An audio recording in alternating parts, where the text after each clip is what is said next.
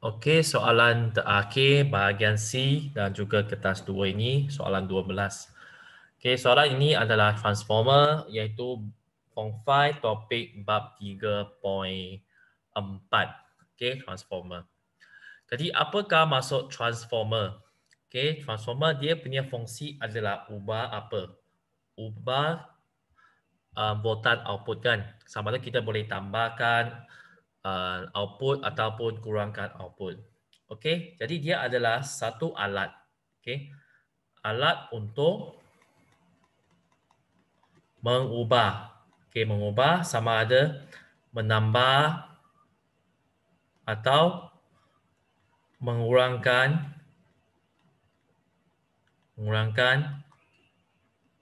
voltan output.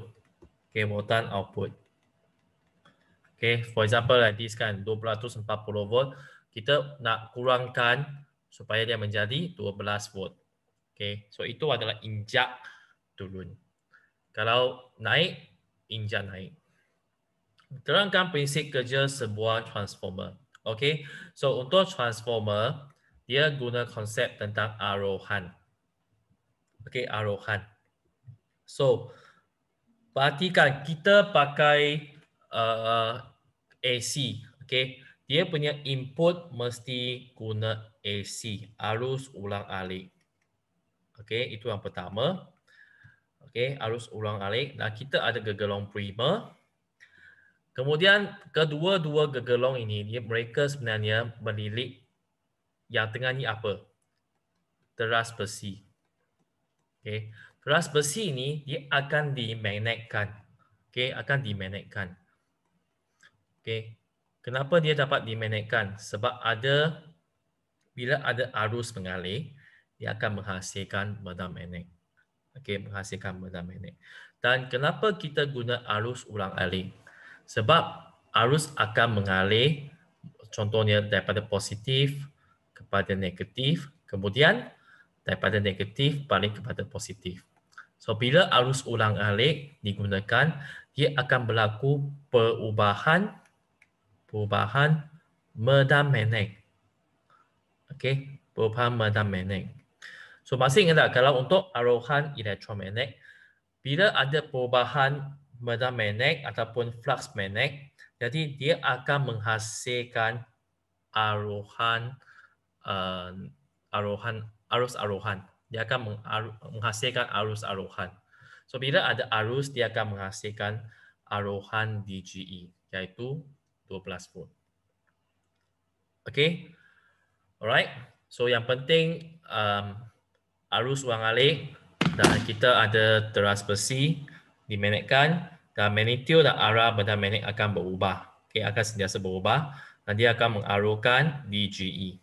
Okay, mengarahkan DGE. Okay, so jawapan boleh tengok sini. Arus ulang-alik mengalir di dalam gegelong primer. Okay, we use AC ya. Teras besi lembut dimagnetkan. Okay. Dan magnitude dan arah medan magnet berubah-ubah. Tadi saya katakan sekejap positif ke negatif, sekejap negatif ke positif. Jadi medan magnet pun akan berubah juga. Okay. Magnitude dan arah akan berubah juga. So perubahan pada flux magnet akan menghasilkan arohan DGE. Okay, arohan DGE. Okay. So ini adalah konsep transformer. Okay, seterusnya kita pergi kepada soalan pengiraan. Bilangan lilitan pada gegelong primer adalah 12.1 pada darjah 12.1 ialah 1500 lilitan. Okay, so kita tulis kat sini N P adalah 1500. So cuba kira berapa NS. Okay. Okay, berapa NS? So V P ini adalah 240 volt kan? Dan VS adalah 12 volt. Okay. Jadi formula dia adalah okay, kita guna nisbah.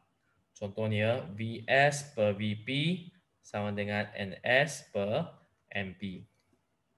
VS adalah 12 per 240 sama dengan NS kita nak cari per 1,500. So NS sama dengan 12 darab 1,500 bahagi 240. Kita dapat jawapan jawapan lebih kurang 75 lilitan. Okay, 75 lilitan.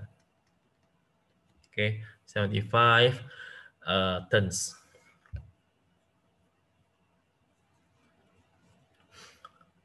Okay, so kalau dari segi gambaran kita tengok 240 bahagi 20 kan, dapat 12. So 1,500 pun bagi 20 dapat 75.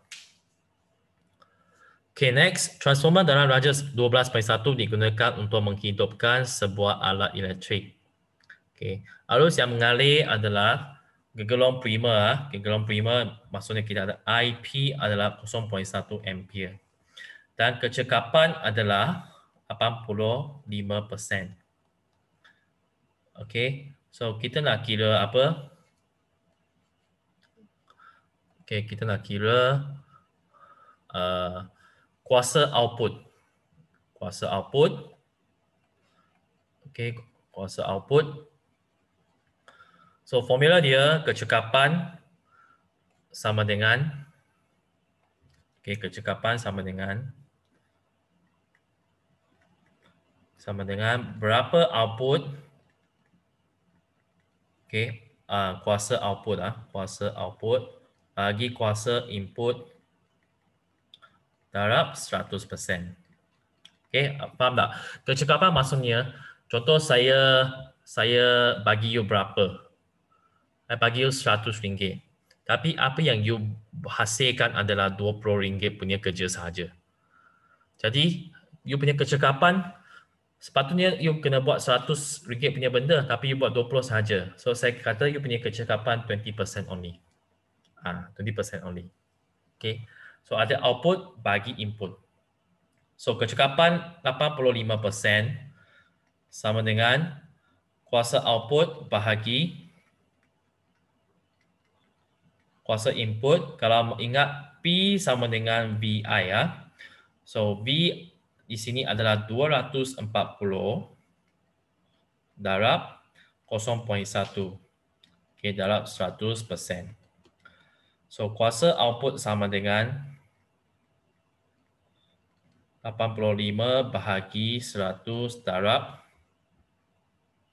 24. Okay, so dapat jawapan 20.4 watt. Okay, 20.4 watt. Okay, 24.4 watt. Okay. Okay. Last kali adalah soalan pilihan 10 markah. Raja menunjukkan satu sistem rangkaian grid nasional dengan menggunakan pengetahuan anda mengenai elektrik dan Raja 12.2. Anda dikehendaki mengapasti ciri-ciri yang sesuai untuk digunakan dalam sistem R, S, T dan U bagi sistem rangkaian grid nasional dalam jadual 12. Okay, soalan ni agak biasa sebab pernah buat kan. Okay, so pertama jenis transformer. Jadi daripada stesen jana kuasa, kita ada transformer. Kita nak injak naik ke turun? Okay, of course kita nak injak naik kan sebab kita nak upkan output dia supaya dapat hantar ke jauh. Okay, so kita nak injak naik. So S dengan U boleh out. Kemudian bahan bagi kabel. Okay, mungkin you tak pasti nak guna aluminium ke kuprum gam. Okay, you boleh biar dulu. Okay, biar dulu. Kemudian cuba tengok kepada voltan penghantaran. Okay, of course kita nak voltan penghantaran yang tinggi. Okay, supaya apa? Supaya dapat mengelakkan kehilangan haba ataupun kita memastikan arus yang kecil sahaja. Okay, arus yang kecil sahaja. Dan juga kadar pengembangan kabel, of course kita nak rendah. Okay, kita nak rendah supaya dia punya panjang tidak akan berubah dengan sangat banyak. Okay, So, you dah tahu kita kena guna kuprum sebab kuprum dia punya rintangan adalah rendah. Okay, so pilih jawapan D. Okay, answer. 1, injak naik. Kenapa? Untuk meningkatkan voltan. 2, kuprum supaya dapat rintangan yang rendah. 3, voltan yang tinggi untuk mengelakkan mengurangkan kehilangan haba. Okey, mengurangkan kehilangan haba. Dan 4, pengembangan yang rendah supaya dapat pastikan panjang yang sama, panjang yang malah. Jadi yang paling sesuai adalah T kerana dia menggunakan transformer injak naik, kuprum sebagai bahan dan voltan tinggi serta kadar pengembangan yang rendah. Okey, so ini adalah soalan 12.